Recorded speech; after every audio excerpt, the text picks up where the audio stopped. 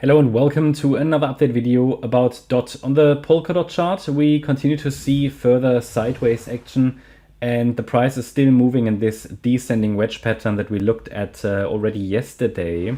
We're very close to support now, and the move down is very slow. We're coming down in slow motion. I know it's getting frustrating for a lot of people because it takes a long time. Whenever something takes a long time, it's annoying, and it just requires patience, and there's not much going on in the market at the moment, and it's always nicer when things go up. And yeah, but unfortunately markets don't only go up, they also go down.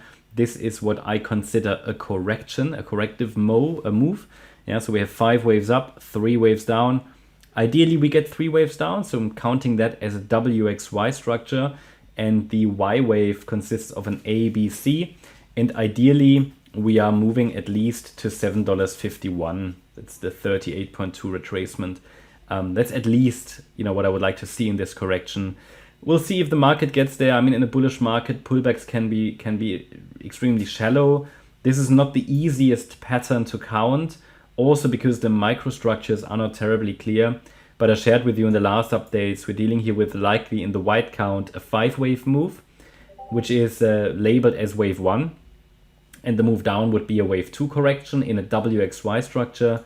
So, and ideally we follow through to the downside, but the reluctance of the price to come really into support indicates we might see a little bit of a transformation of the microstructure.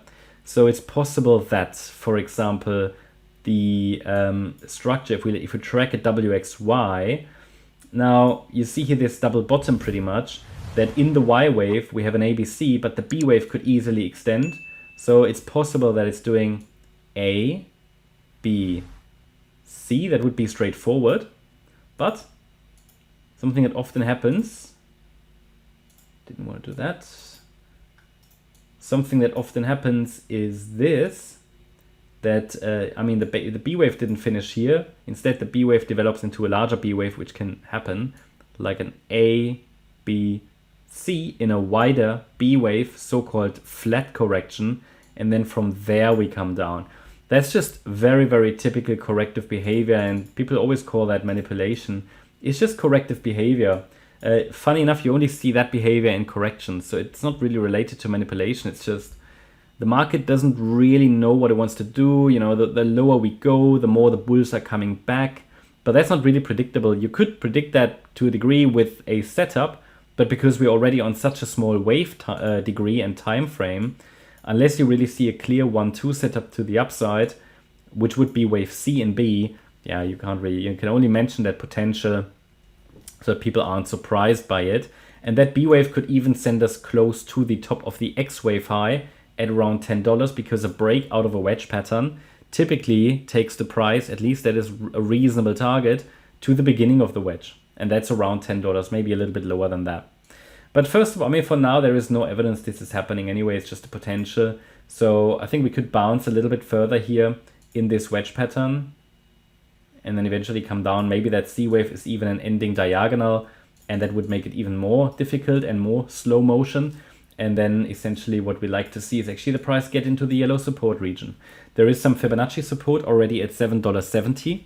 But the real support area for a wave 2 starts actually only at $7.51. Then we have $7.20, $6.65, and we're looking at lower prices until either key resistance is broken. So that would be, first of all, a break above the B wave high at $9.10, and then a break above the X wave high at $10. Or until we see a first, 5-wave move up, 3 waves down, ideally as a reaction to the support area.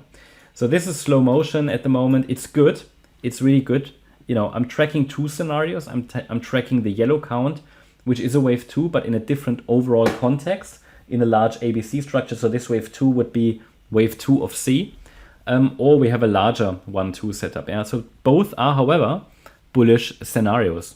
Both are bullish scenarios, and therefore I think pullbacks could be used as an opportunity, especially given the structure of the decline, which is very corrective. So you have a lot of overlapping price action, which is what we call corrective. So it means that, the bulls are getting stronger, the downside momentum is decreasing and so on. But we haven't yet seen evidence that a low has been struck. That's my update about DOT. Hope you liked the update. If you did, please hit the like button, leave a comment and subscribe. And if you really like the content, then please check out the channel membership. Also, make sure that you follow us on Instagram and Twitter for additional content. Thanks a lot for watching. Bye-bye.